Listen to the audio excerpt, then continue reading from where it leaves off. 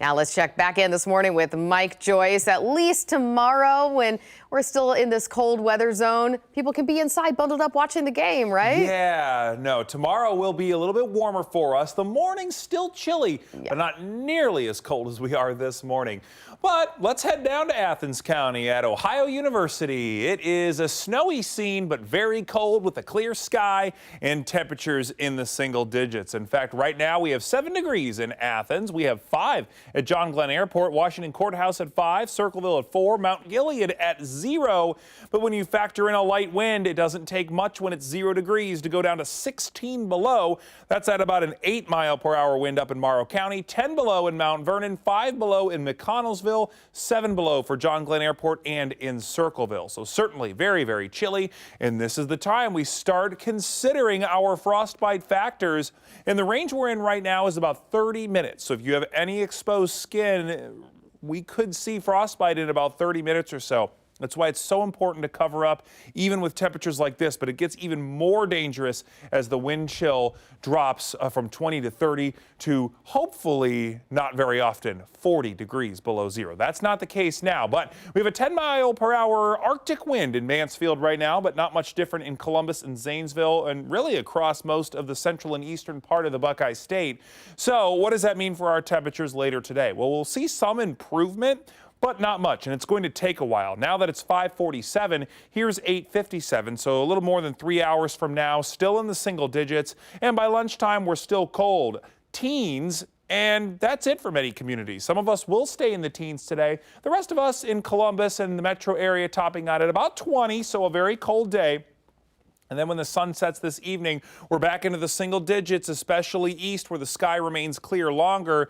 And then in the city, we should bottom out in the low teens. But by tomorrow morning, we rebound into the upper teens, warming into the afternoon close to 30 by lunchtime.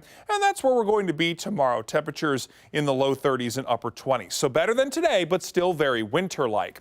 Hour by hour forecast keeps us clear throughout our Saturday. So we'll see plenty of sunshine today. So if you are going outside, at least the sun will make us feel a little bit warmer. But once we get to the overnight, we'll see clouds increasing, maybe a few flurries rolling through. That's all. We're not going to see any additional snow accumulations, just a few flurries. And that'll be the case tomorrow throughout the day, increasing clouds and a few flurries. So a clear sky this morning for us, but let's zoom out. Look at this major storm that is impacting the big cities along the East Coast. New York City, the snow starting to taper off a little bit, but Boston is about to get slammed with 1 to 2 feet of snow and wind up to 70 miles per hour. That is an extreme blizzard for them. But for us, high pressure takes over, so we get to see a little bit of sunshine. Again, let's take a look at some of these snow totals up along the Massachusetts, New Hampshire, and Maine coast.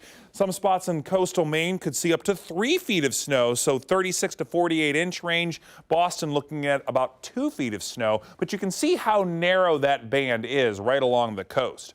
Back here at home, though, high pressure taking over for Sunday and Monday, so Monday looking nice. In fact, we're going to be a little bit warmer. But here is the middle of the week. This is my next concern. It'll be a close call with some rain on Wednesday. I do believe we're going to see rain out of this, temperatures in the 40s. But it's Thursday that's going to look a little bit tricky. We will see a cold front push through Thursday afternoon, transitioning all the moisture back behind it into snow. We could even see some mixing as well. So this does bring the potential for accumulating snow later Thursday into Friday morning. But right now, because of the path and because Central Ohio is right on the dividing line, we need to get more data to get some accurate snow totals. But again, accumulating snow is possible for this, so prepare for that on Thursday night into Friday morning. But behind it, then we're cold. Cold settling into the weekend with temperatures in the 20s and even single digits again by a week from now. So we are struggling to get rid of the cold for at least an extended period of time. But again, it's late January. This is the climatological peak for cold weather in the year, and then we start really starting to see the average temperature warm up heading into late February and March. So we're getting into the second half of winter, and this week at least we get some relief. 37 on Monday, a partly cloudy, beautiful day. That's a good outside day.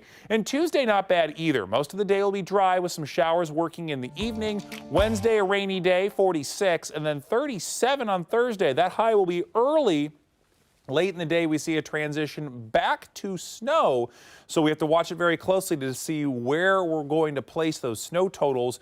But regardless, it's going to be cold behind it. Temperatures in the 20s Friday and Saturday, single digits, 7 degrees next Saturday morning, and then we'll slowly work our way back above freezing 10 days from now. But a bit of a roller coaster for us here in Central Ohio. Sure looks like it. I'll take those 40s, though. Thanks, Mike.